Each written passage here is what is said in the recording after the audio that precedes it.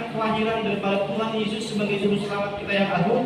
Dan ketika saya boleh belajar tentang ayat dan pasal yang ini, saya terus berpikir bahwa ketika saya belajar tentang kitab Lukas pasal yang pertama, di dalam itu Lukas menceritakan bagaimana nubuatan tentang kelahiran Yesus yang akan dikandung oleh Maria. Yang pertama demikian. Yang kedua yang saya pikirkan bahwa ketika Tuhan Yesus harus lahir di kandang domba di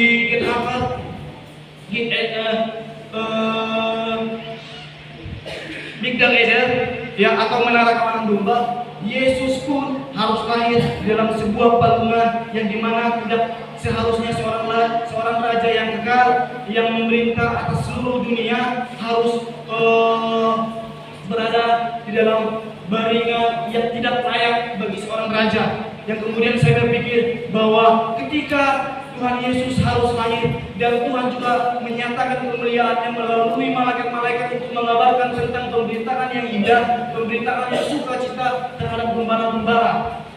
Ya, saya berpikir karena malaikatnya kepada gembala-gembala.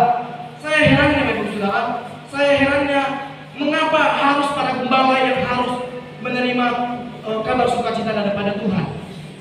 Saya herannya mengapa tidak ada yang dilibatkan oleh Allah, orang-orang yang memiliki potensi yang besar untuk meyakinkan banyak orang, yang menyatakan supaya mereka lebih banyak yang mengakui akan kedatangan dan kelahiran daripada Tuhan.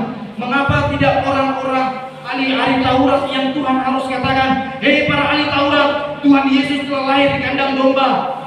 Mengapa tidak mereka? Mengapa kemudian harus orang-orang yang terbatas, yang memiliki latar belakang yang kurang, yang selalu Tuhan izinkan untuk menerima berkat-berkat daripada Tuhan? Ini adalah satu perenungan saya yang sangat dasar, yang sangat dalam menurut saya, dan ini merupakan salah satu hal yang sangat menyenangkan bagi saya, karena ternyata Allahku yang dahsyat tidak pernah melihat latar belakang seorang pun untuk menjadi Allah Tuhan, melakukan pekerjaan Tuhan di bumi.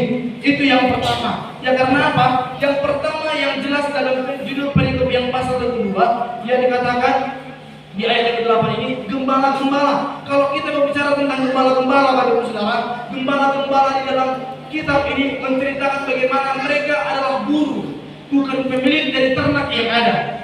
Mereka adalah buruh yang dipekerjakan untuk menggembalakan kambing-kambing, domba-domba orang, bukan hak milik daripada mereka. Dan para gembala diyakini dan dipandang sangat tidak layak untuk digauli, sangat tidak layak untuk ditemani. Mereka tidak layak untuk berada di antara orang-orang yang memiliki pengetahuan yang baik di dalam Alkitab. Mereka sangat-sangat dianggap hina dan rendah. Karena pekerjaan sebagai gembala adalah pekerjaan yang sangat memalukan bagi orang-orang Yahudi pada masa itu. Tetapi mengapa kebenaran firman Tuhan yang dinyatakan melalui para gembala-gembala untuk menyatakan akan kelahiran Tuhan melalui para malaikat yang ada? Mengapa harus para gembala? Ya, mengapa akan kelahiran Tuhan sepertinya dan seolah-olah tergambar sangat-sangat sederhana? Mengapa? Ya, kita perlu renungkan dan pikirkan. Mengapa?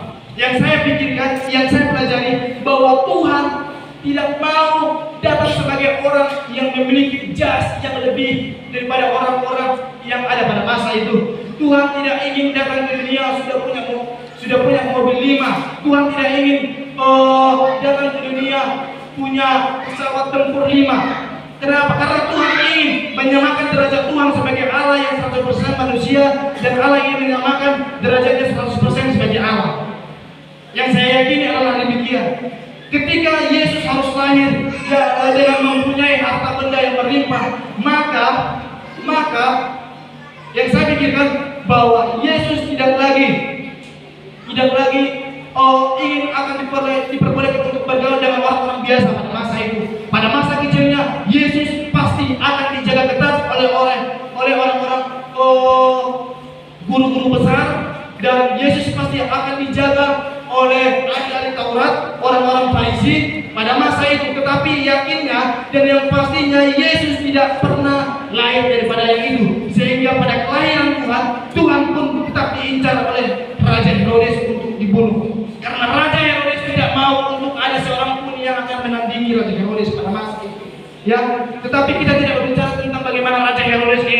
Yesus.